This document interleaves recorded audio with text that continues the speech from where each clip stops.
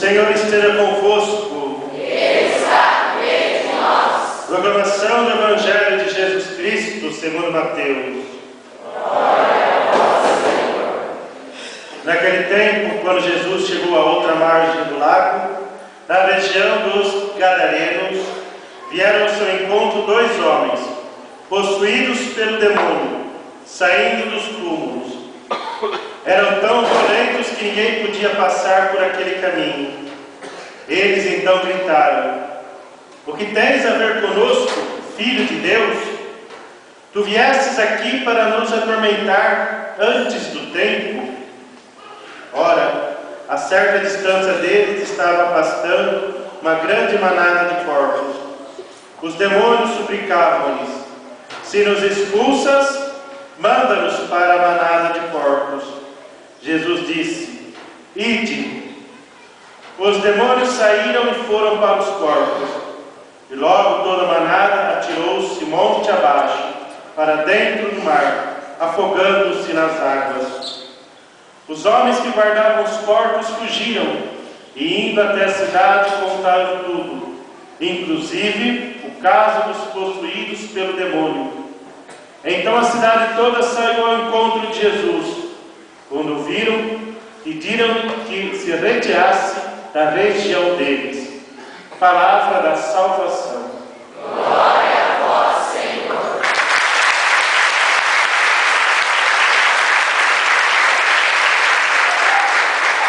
Podemos sentar?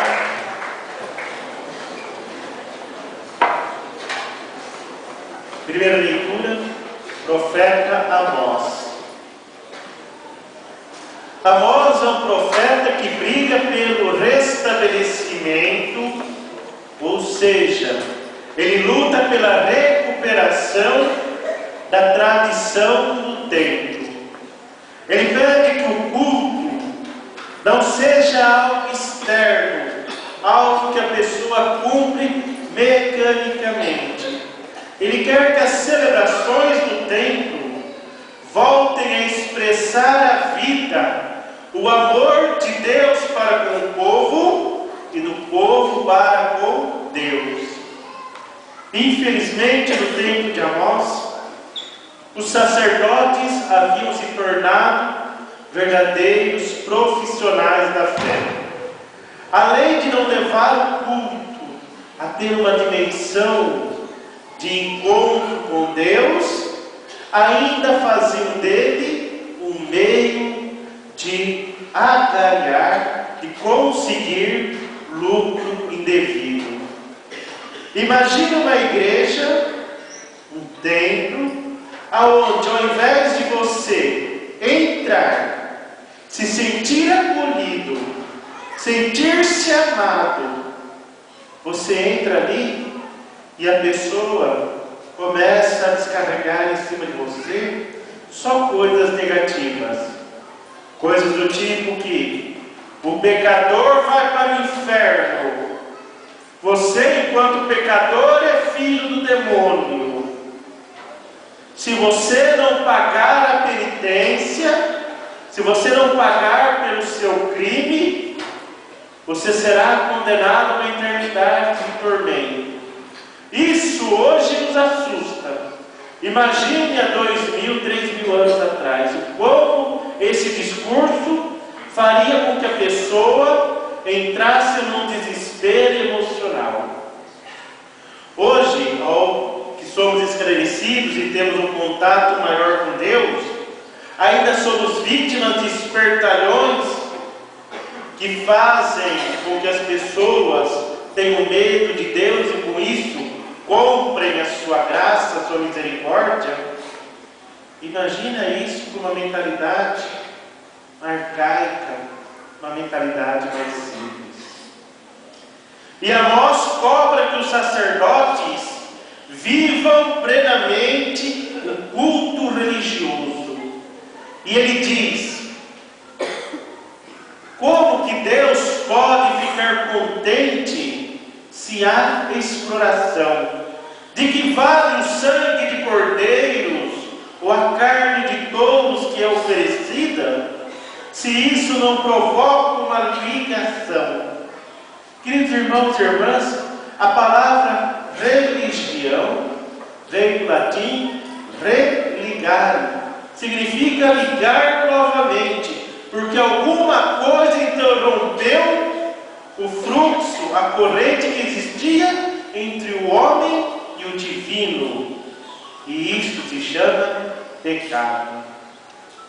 A religião deve fazer com que o homem volte à sua dimensão de estar com o divino.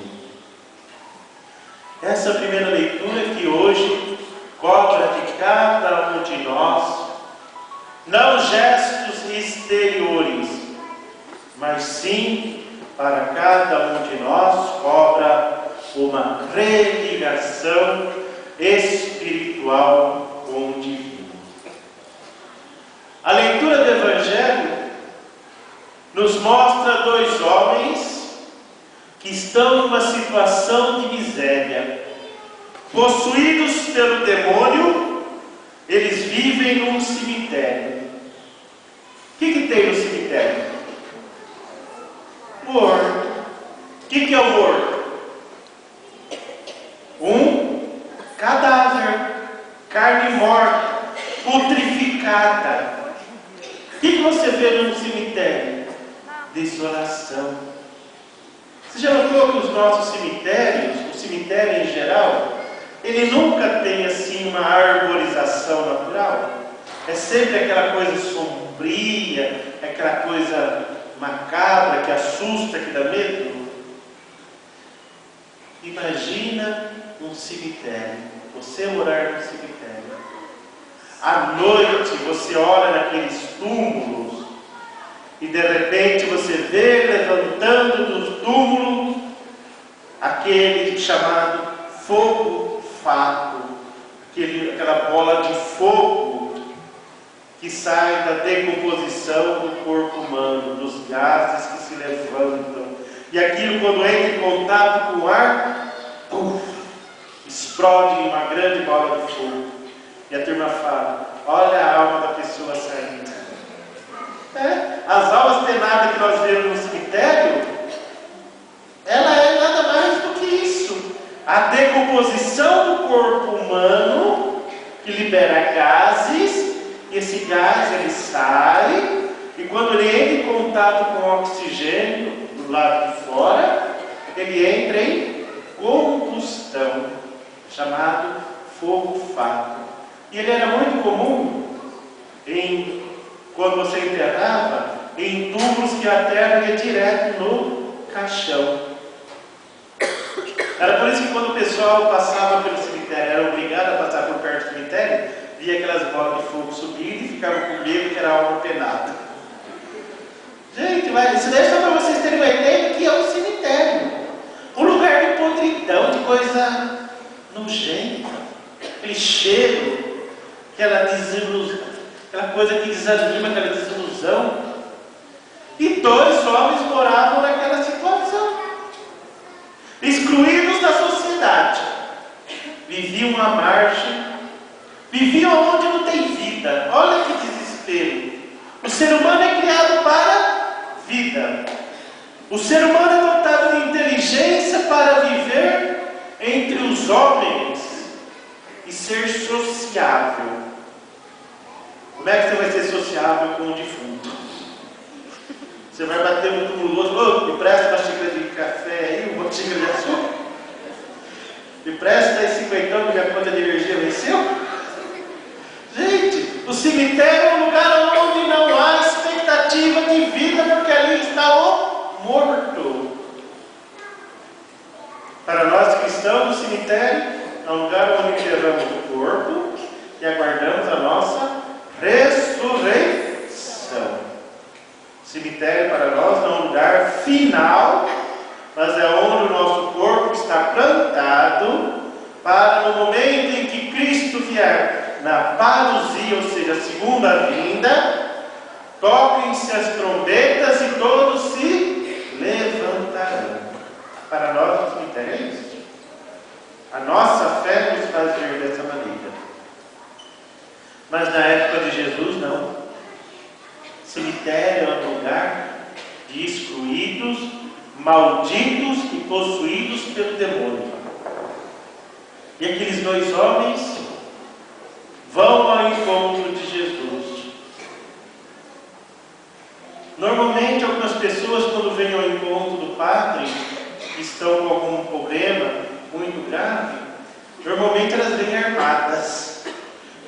Vou contar para vocês uma coisa: tem muitas pessoas que vêm conversar com o padre, já vem com o discurso prontinho, só esperando o padre dar uma palavra de erro para ele justificar o seu ponto de vista.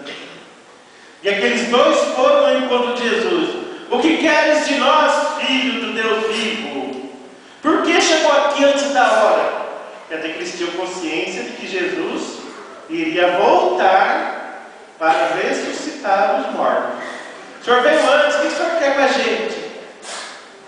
E Jesus quer. Já que o Senhor não fala nada, vai expulsar a gente mesmo? Já que vai expulsar, manda a gente para os porcos. Pelo menos ali a gente faz alguma coisa. E Jesus falou: ide, vai. É a decisão de vocês. E os espíritos imundos foram para os porcos. Sabe por que coloca a figura do porco nessa leitura? Porque o porco, para o judeu, é um animal impuro. O porco, na tradição judaica, a sua carne não poderia ser consumida pelo povo judeu. Então, quando o autor coloca que o espírito mau foi para os porcos, significa que os espíritos maus continuaram na impureza. Mas os dois homens foram libertados daquele mau espírito.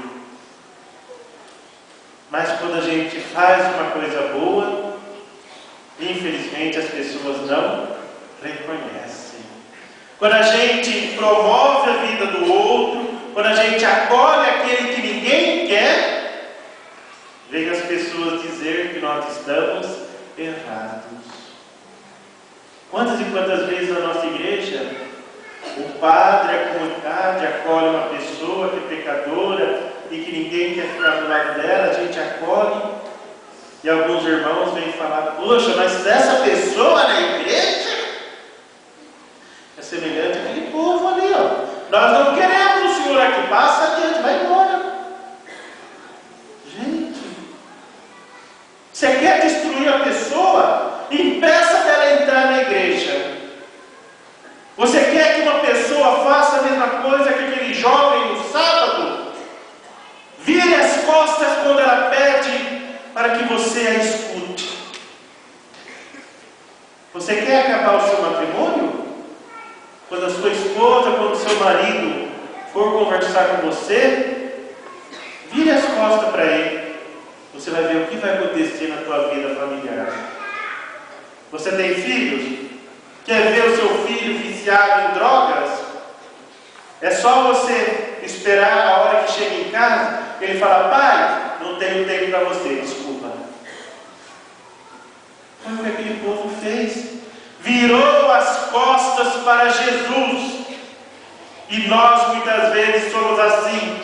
Porque o Cristo acolhe o pecador, nós repudiamos, nós queremos sair da graça de Deus.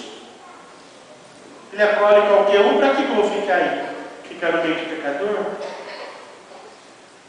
Se não fosse pelos pecadores, Deus não teria agido com misericórdia. Se não fosse por nós que somos limitados, frágeis e criaturas humanas que se sentem seduzidas pelo demônio, se não fosse por nós e pela misericórdia que existe em Deus em relação a cada um de nós não poderíamos estar aqui nessa noite. Deus nos tira do nosso cemitério. Jesus Cristo arranca os demônios da nossa vida e os expulsa para bem longe de nós. Por isso hoje, querida irmã, querido irmão, eu gostaria que você expulsasse esse demônio que está na tua vida. Esse demônio que teima em te jogar no cemitério entre os mortos. Mas você não foi feito para ficar nos mortos, você foi feito para viver entre os vivos. Eu gostaria que você atirasse no mar todas as malicências, todos os pecados, todas as injúrias que foram lançadas contra você e contra a sua família, porque hoje é o dia da graça de nosso Senhor Jesus Cristo para você, para a sua casa e para a sua família. Tome posse da graça de Deus e hoje, como filho amado, erga-te desse túmulo e venha para a glória do Pai. Amém? Amém. Nós vamos fazer um exercício espiritual. Eu quero que você memorize essa frase. Eu vou sair do meu túmulo. Essa é a primeira frase que você vai dizer. Vamos ensaiar? Eu vou sair do meu túmulo. A segunda frase que você vai dizer, e nesse momento você vai se levantar e dizer um glória a Deus no final dela, é: eu saí desse túmulo. Glória a Deus. Vamos lá? Eu saí desse túmulo. Glória a Deus. Então levanta a mão, uma salva de palmas para Jesus.